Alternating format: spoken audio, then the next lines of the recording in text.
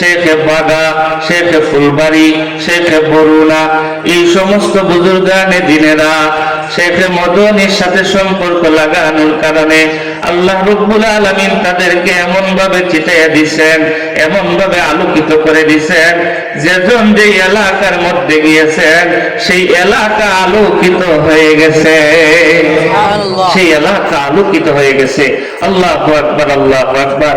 ভাইয়ার দুস্থ বুজুর্গ, যে কথাটা আমি বলতেছিলাম যে আমরা যদি আল্লাহওয়ালা হতে চাই তো আল্লাহ এই আয়াতের প্রথম অংশে বলেছেন ইত্তাকুল্লাহ, আমি আল্লাহকে তোমরা ভয় করো, আর ওয়াকুনু মাস সাদিকিন।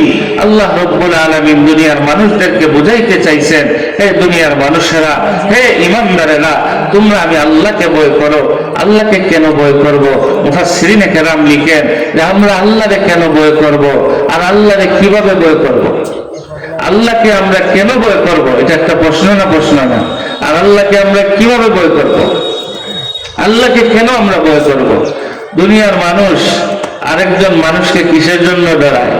যে তার ক্ষমতা বেশি। তার কি বেশি? ক্ষমতা বেশি। এই পৃথিবীর মধ্যে সবচাইতে বেশি। আরো জুড়ে বলেন কার? আল্লাহর চাইতে কেউ শক্তিশালী আছে? মাতুন্না জুড়ে আছে। আল্লাহর কি দুনিয়ারে ধ্বংস করতে হইলে আল্লাহু আকবার, আল্লাহর একজন ফেরেশতাই যথেষ্ট, ঠিক কি ঠিক না? আল্লাহ তো এমন বাহিনীদেরকে, এমন কমকে আল্লাহ ধ্বংস করছেন। জিবরিল আমিন আলাইহিস সালাতু ওয়াস সালাম একটা পাকা দিয়ে উনি শুধু বাতাস দিয়েছেন, এই বাতাসের বদৌলতে সমস্ত এই কম ধ্বংস হয়ে গেছে। তাইলে আমাদের অন্তরের মধ্যে কার ভয় থাকতে হবে? আল্লাহ। আল্লাহকে কেন আমরা ভয় করব? আল্লাহ রাব্বুল আলামিন আমাদেরকে বানাইছেন, আল্লাহ আমাদের সৃষ্টি করেছেন, আল্লাহ আমাদের রিজিক দেন, আল্লাহ আমাদেরকে খাওয়ান, আল্লাহ আমাদেরকে পালেন, ঠিক কি ঠিক না? যাদের অন্তরের মধ্যে আল্লাহর ভয় আছে তারা কি কোনো গুনার কাজ করতে পারবে? না না না। যখন সে গুনাহ করতে যাইবে তখন তার মনে হয়ে যাবে আল্লাহর কথা। যখন সে গুনাহ করতে যাইবে তখন তার মনে হয়ে যাবে আল্লাহর কথা।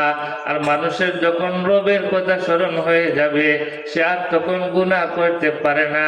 যেমন ভাবে ইউসুফ আলাইহিস সালাম, জুলাইখা যখন ইউসুফ আলাইহিস সালামকে নিয়া হাস্তমখানার মধ্যে ঢুকাইয়া ইউসুফ আলাইহিস সালামকে বলেছিল, ইউসুফ আসো তুমি আমার সাথে খারাপ কাজ করো। ইউসুফ আলাইহিস সালাম বলেন, জুলাইখা এই যে কাপড় দিয়া ঢাকা এইটা কি? জুলাইখা বলে, এটা আমার মূর্তি।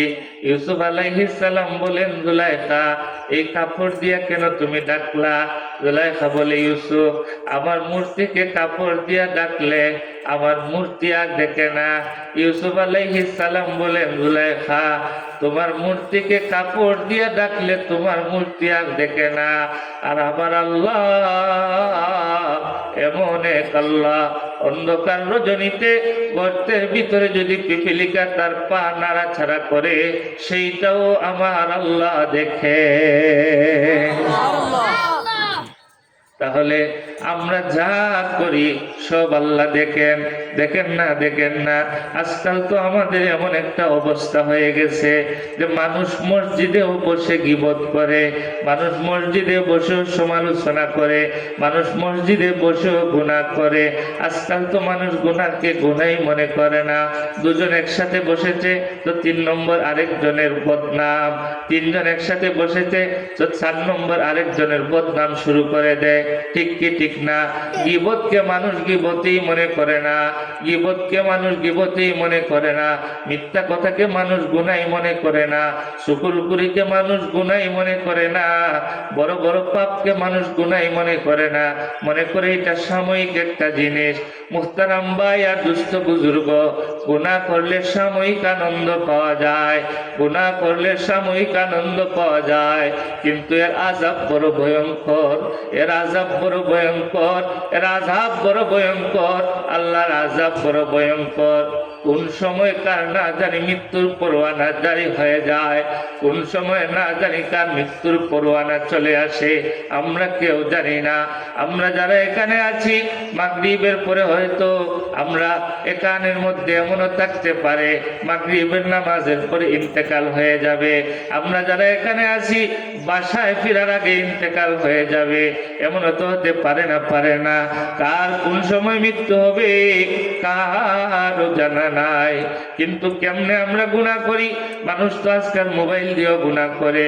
ও আমার যুবক বন্ধুরা, সারা রাত্র দরজা লাগাইয়া আপনার গুনার ছবিগুলা দেখে, সারা রাত্র দরজা বন্ধ করে, বাপ বিদেশ থেকে টাকা কামাই করে মাথার গাম পায়ে জড়িয়ে টাকা দিয়েছে, সেই টাকা দিয়ে সে এমবি ভরে সারা রাত্র সে গুনার কাজ করে, সারা রাত্র সে গুনার কাজ করে। একবারও তার দিলের মধ্যে এই কথাটা আসে না, আমি যে দরজা বন্ধ করে আমি মোবাইলের মধ্যে খারাপ কিছু আমি দেখতেছি, যদিও আমার মা দেখে না, যদিও আমার বাবা দেখে না, যদিও আমার ভাই দেখে না, যদিও আমার আত্মীয় স্বজন কেউ দেখে না, কিন্তু আমার আল্লাহ তো আমার সব দেখতেছেন। আল্লাহ দেখেন কি দেখেন না? দুনিয়ার সমস্ত মানুষকে লুকিয়ে দেওয়া যায়, দুনিয়ার সমস্ত মানুষকে লুকিয়ে দেওয়া যায়, আল্লাহকে লুকিয়ে দেওয়া যায় না। আমরা এখানে যারা বসে আছি, আমরা কেন বসলাম, আমরা কারা কারা বসলাম, এটা আল্লাহ দেখতেছেন না? দেখতেছেন না? আল্লাহ সব দেখতেছেন। মোহতারাম ভাই আর দুস্থ বুজুর্গ, আমার যেই কথাটা আপনাদেরকে বুঝাইতে চাইলাম, অন্তরের মধ্যে আল্লাহর ভয় ঢুকান। কার ভয়? আরো জোরে বলেন, কার ভয়? আল্লাহর ভয় অন্তরের মধ্যে ঢুকান। সবসময় এটা চিন্তা মাথার মধ্যে রাখবেন যে আমি যেই কাজটা করতেছি আমার আল্লাহ কিন্তু দেখতেছেন। যদি আপনার মাথার মধ্যে এই জিনিসটা সেট হয়ে যায়, তাইলে আল্লাহর দয়ায় আপনার দ্বারা আর কোনো গুনার কাজ হবে না। কি হবে না? আর কোনো গুনার কাজ হবে না। যদি আপনার মাথার মধ্যে এই বিষয়টা থাকে যে আমি যা করি আমার আল্লাহ দেখেন, তাইলে আপনার দ্বারা কি আর গুনার কাজ হইব? আর গুনার কাজ হইতো না। ইত্তাকুল্লাহ, আল্লাহর ভয়ের কারণে আপনি যদি গুনাহ থেকে বাইচা থাকতে পারেন, তাইলে এইটাই হলো আপনার সবচাইতে বড় মুত্তাকি এবং আপনি বড় পরহেজগার মানুষ। যার যে গুনাহ থেকে বেঁচে গেল, যে গুনাহ থেকে বেঁচে গেল, সে তো সমস্ত পাপ থেকেই বেঁচে গেল। অতএব গুনাহ থেকে যদি কোনো মানুষ বেঁচে থাকতে পারে, তাইলে তো আল্লাহ তার জন্য জান্নাত রাখছেন। কথা বলেন ঠিক না বেটি? আল্লাহ তো তার জন্য জান্নাত রাখছেন। যার কোনো গুনাহ নাই সে তো নিষ্পাপ, যার কোনো গুনাহ নাই সে তো নিষ্পাপ। এজন্য নবী আলাইহিস সালাম খুব গর্বের সাথে বলেছেন যে আমার সাথে আমার উম্মতের 70,000-এর একদল বিনা হিসাবে জান্নাতে যাবে। বলেন সুবহানাল্লাহ। নবীজি বলছেন যে আমার উম্মতের মধ্যে 70,000 তো এমন আছে যারা বিনা হিসাবে জান্নাতে যাবে। কি হিসাবে জান্নাতে? বিনা হিসাবে জান্নাতে যাবে। তাদের কোনো হিসাব কিতাব নাই। কেন তাদের হিসাব কিতাব নাই? তাদের গুনাহ আছে বলে। মাতুন না জুড়ে, তাদের গুনাহ নাই, এই জন্য তারা বিনা হিসাবে তারা জান্নাতে যাবে। গুনাহ থাকলে না তাদের হিসাব হতো। এর দ্বারা বোঝা যায় তাদের শুধু নেকি আর নেকি। তাদের কি? শুধু নেকি আর নেকি। আল্লাহ পাক রব্বুল আলামিন এমন জীবন আমাদেরকে গঠন করার তৌফিক দান করুক। বলেন আমিন। আরো জোরে বলেন আমিন।